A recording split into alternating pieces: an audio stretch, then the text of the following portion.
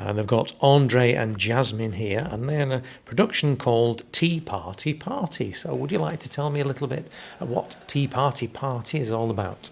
Tea Party Party it's a musical centred around consent in the form of tea, and it's a heavily metaphorical piece. It's not a very happy musical.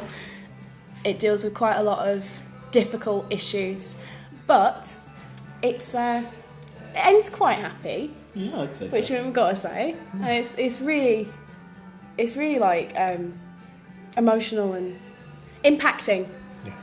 Yeah. It deals with a lot of issues then, sort of, as you say, around consent. Yeah.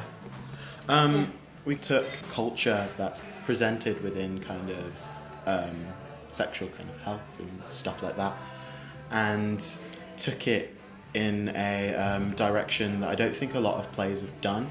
I think a lot of plays focus on the act rather than the person themselves, and with this play we just brought it right back to the fact that this has happened to somebody.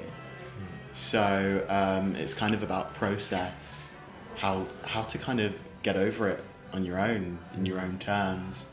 Yeah, no, it's close to a lot of our hearts, I think, like throughout the cast and everyone who's supported us so far. So are you both in it, in acting in? Yes.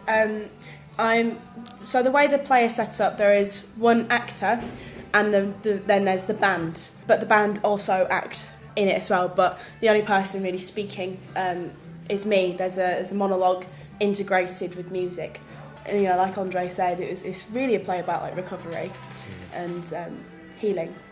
Yeah.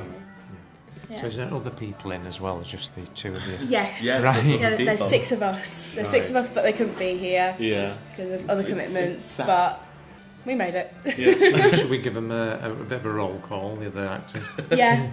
So we have Peter, who is our wonderful guitarist. He's also a first year jazz at the University of Cumbria. Got Chloe. He's a pretty cool guy, yeah. Chloe, who will be our drummer. She's kind of new, she's kind of tagged along with us. Yeah. She was a technician for the show that we did at Stanix Theatre. We then have Claire, who is Claire Louise Roberts, who is a musician. She's also a graduate at the University of Cumbria.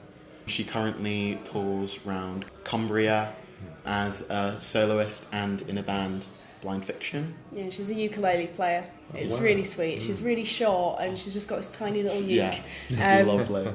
Love her. Yeah. And then we also, and I cannot forget this guy, Connor, who is an amazing musician and bassist.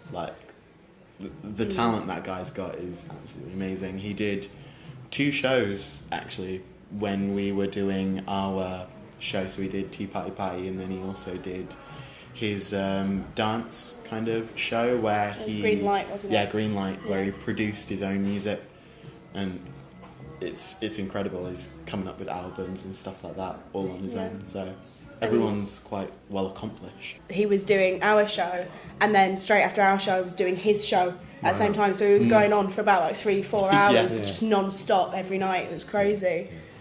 Is this the first time you've been at the Fringe? Yes. So it's a brand new experience for you. Yeah. Terrifying, but really, really fun. I think we might, I don't know, but I think we might be the first kind of University of Cumbria students Possibly. to go to Manchester Fringe, actually. Yeah. So it's exciting and frightening. Yes. Very exciting. Yeah. It's a brand new experience, isn't it? Yeah. Totally. I think this play will resonate with a lot of people. Have a lot of issues that people will be able to identify with. Yeah. We hope so.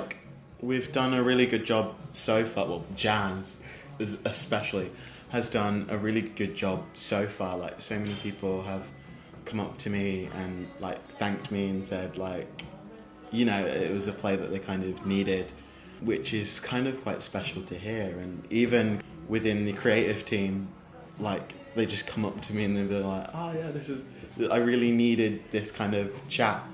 And that's what I think everybody kind of needs, that chat to process what goes on, because we all go through hard times, and we all go through kind of harassment and all sorts of other kind of experiences, and it's scary going through it alone. And you feel alone, but that's the thing, you're not really that alone. And when you go through that conversation, and that's hopefully what will happen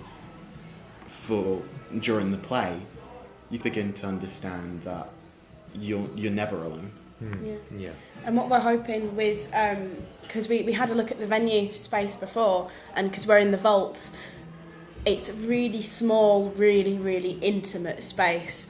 And in our, previous stage, in our previous space anyway, it was small, but you still had a bit of distance between, the audience and the cast and everything. Yeah. But there's literally going to be no space between us. And what I'm really hoping is that it will make it even more personal, because it's almost like you forget you're watching a piece of theatre, because I will be this close to you, and I'm just hoping it will be more of frustration during the more upsetting bits, because she has a bit of a breakdown and stuff, and it's quite upsetting to watch. I'm just hoping that it will be more frustration, because for the audience to feel, because they can see something but they don't have any clue of how to help, and they know that they can't help. Yes. And that is what people feel when witnessing, because it's all well and good saying many people experience it, but all those people have friends that have to help. And when you're on the other side of it and you don't know how to help and you physically can't help, just being a watcher is an incredibly painful experience for your friend, and we're trying to replicate that in that experience anyway. Yeah. So obviously, where is it actually the play taking place? It's right here in the King's Arm. So we'll be in the King's Arm in the Vault, which is the tiny theatre space. It's downstairs. Downstairs. It's an absolute beautiful venue. Absolutely beautiful venue. It's going to be really nice. I can't believe it. The King's Arms is a pub of many rooms, isn't it? Yes. Yeah. No, definitely. And what dates are you on? Oh, we are on the 2nd to the 5th at 7 p.m. We hope you come down. I would also like to say a huge thank you to all our supporters so far, and Sound of the Sirens as well, who have been super, super helpful to us, because they've emailed us and kind of helped us through the process of the first show. Yeah. So they're an indie band, and they let us use one of their songs in our production, and we sent away our performances and stuff to them, and they've been just emailing us all along the way and been really supportive. It was nice. I got a signed T-shirt from Sound of the Sirens as well. That's great. Yeah. No, they're currently climbing up the charts as well. So how much are the tickets? The tickets are £7, £5 for concessions. Yes. Yeah. Great. Well, I hope it's a big success, and it sounds as though it's covering some really important issues. So I wish you great success with your first production at Fringe. Thank you. Thank you, Andre and Jasmine. Thank you very much. Thank you.